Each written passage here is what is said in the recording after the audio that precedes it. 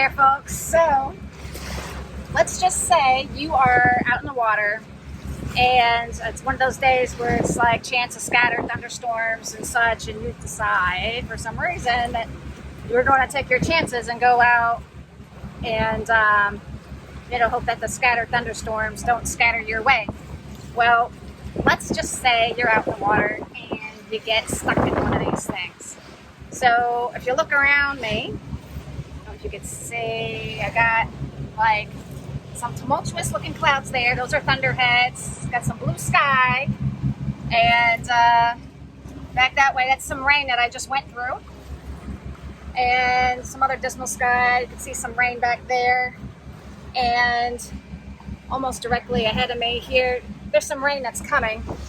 And so first thing you should do when weather's coming up on you is put your life jacket on.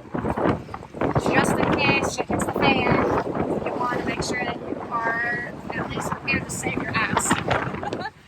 And so I got little Seba's got her life jacket on, I got my life jacket on, and I also have on my canvas kind of ready to be deployed to stay out of the rain if I really need to, and which I needed to a few seconds ago. And see, straight ahead doesn't look all that bad, but there's some stuff coming at me sideways.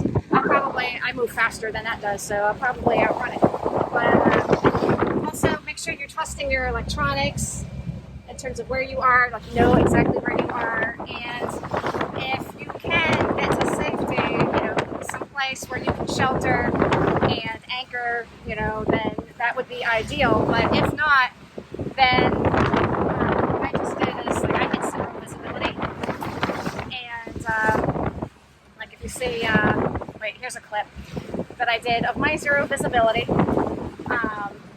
Then just nose into the wind and ride it out. So in which case I put my nav lights on. I have my stern. Let me put my lights on so you can see.